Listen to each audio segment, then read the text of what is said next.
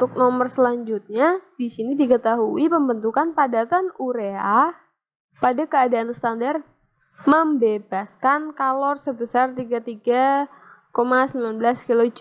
Persamaannya itu titik-titik. Yang pertama, kata kuncinya di sini ada pembentukan urea dan pembebasan kalor.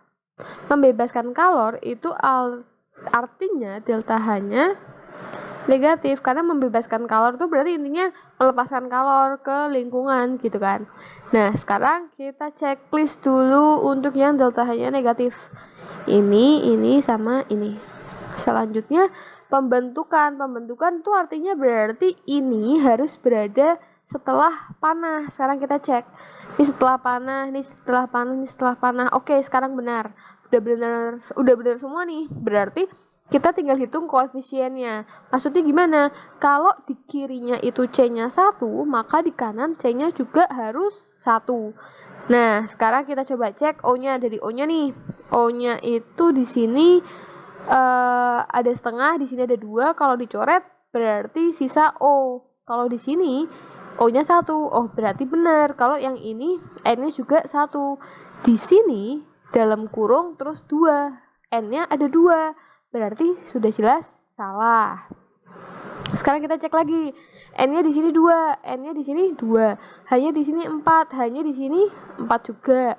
Berarti mungkin benar, kita simpan dulu. Sekarang yang ini, O-nya 2, O-nya di sini harusnya 1, berarti ini juga salah. Maka yang benar itu adalah D.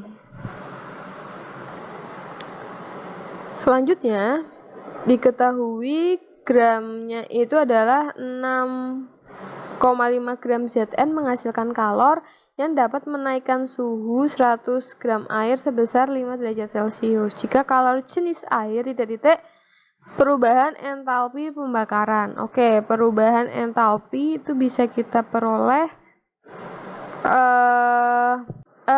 yang pertama kita cari tahu dulu, kita pakai rumus. Kita cari tahu perubahan kalornya.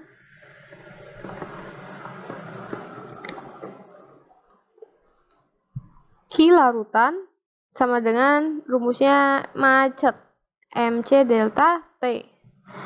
M-nya ini adalah massa air, berarti 100 gram. C-nya adalah kalor jenis air. Delta T-nya itu adalah 5 derajat. Maka hasilnya 2100 Joule atau 2,100 kilojoule. Setelah itu kita tentukan terlebih dahulu mol dari Zn. Mol itu rumusnya gram per mr. Gramnya itu 6,5, mr-nya adalah 65. 6,5 dibagi 65 itu adalah 0,1 mol. Selanjutnya baru kita cari delta H. Nah, delta H ini jadi kan kita udah tahu nih kalau misalkan 2,1 kilojoule itu untuk 0,1 mol Zn. Artinya untuk 1 mol Zn delta H-nya itu bisa kita cari dengan 1 dibagi 0,1 dikali 2,100 kilojoule. 1 dibagi 0,1 itu adalah 10 dikali 2,1. Hasilnya adalah 21 kilojoule per mol. Gitu ya, jadi jawabannya ini. Oh ya, jangan lupa karena ini adalah reaksi pembakaran, maka delta H-nya itu negatif ya. Untuk nomor berikutnya, jadi selanjutnya nomor 42, di sini kita akan membahas tentang energi ikatan. Nah, sebelum itu kita perlu menggambarkan nih, di sini diketahui energi ikatannya. Yang ditanyakan adalah energi ikatan CH berdasarkan reaksi ini. Nah, ini kita harus uraikan menjadi gambar. C2H6 itu berarti kita bisa tulis C2H6 ya. 1, 2, 3, 4, 5, 6 menjadi C2H4 hanya 4, berarti tak taruh di sini aja. Perlu diingat, C itu kan punya tangan 4. Kalau kan hanya cuma 2 nih. Sorry, hanya kan 4 kan. Berarti si C ini masing-masing masih sisa tangannya 1. Ya kan? Berarti ini bisa ditambahkan ikatan ganda. Setelah itu plus H2 berarti ditambah H2 H strip H. Oke, nah delta H energi ikatan berdasarkan energi ikatan itu energi pemutusan ikatan per reaksi ini dijumlahkan semuanya dikurangi ini. Jadi energi pemutusan ikatan per reaksi dikurangi energi penggabungan produk, berarti ini dikurangi ini. Oke, sekarang kita tulis. Ini berarti pereaksinya yang ini ya, produknya yang ini. Maka bisa kita tuliskan 6 DCH. 6 itu berarti ini 1, 2, 3, 4, 5, 6. Lalu ditambah DC strip C dikurangi 4 DCH plus DCC tambah DHH. Nah, ini sama ini sisa 2 ya. Berarti kita bisa tuliskan 2 DCH plus DCC min DCC plus DHH.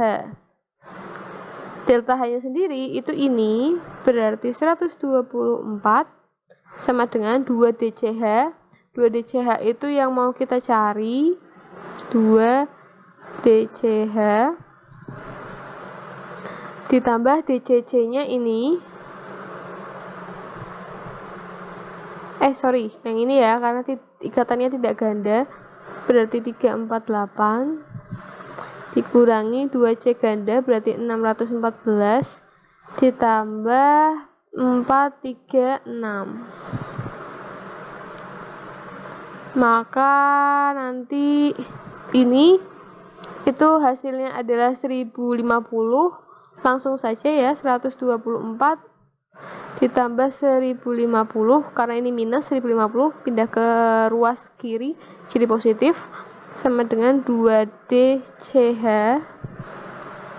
plus 348. Maka 2DCH sama dengan ini dikurangi ini, hasilnya adalah 826. Maka DCH sama dengan 413 kilojoule per mol. Jawabannya ini. Oke, selanjutnya zat X dengan massa tertentu dibakar dengan kalorimeter bom menghasilkan energi sebesar 5,8 kJ dan menaikkan suhu air sebesar 2 derajat Celcius. Jika kalori jenis air 4,2 Joule dan kapasitas kalorimeter bom 0,8 kJ, massa air tersebut adalah titik-titik. Kita tulis dulu yang diketahui. Ki reaksi itu adalah 5,8 kJ. Kita jadikan joule berarti 5800 joule. Kemudian kita punya juga delta T ya, 2 derajat Celcius. Lalu kalori jenis airnya itu 4,2. Di sini satuannya nggak saya tulis ya. Kemudian kapasitas kalorimeternya 0,8 Oh, harus tulis aja deh biar nggak bingung. C-1. Ini berarti Joule gram C-1. Oke. Nah, ini karena di sini Joule, kita jadikan Joule dulu, berarti 800 Joule derajat Celcius per Celsius. Oke. Setelah itu kita pakai rumus yang ini. Untuk menentukan massa air, maka kita bisa tulis Q larutan ditambah Q kalorimeter sama dengan Q reaksi. Q larutannya kita pakai rumus macet. Q kalorimeternya kita pakai rumus C kali delta T. Sama Q reaksinya langsung kita tulis aja 5800. Ini adalah yang kita cari. 4,2 plus 2 ditambah 800 dikali 2 sama dengan 5800. Berarti 8,4 M ditambah 1600 sama dengan 5800. Maka M sama dengan 5800 dikurangi 1600. Setelah itu kita bagi dengan 8,4. Nanti kita dapat masanya adalah 500 gram. Gitu ya. Jadi jawabannya adalah C. Oke, mungkin itu saja terlebih dahulu.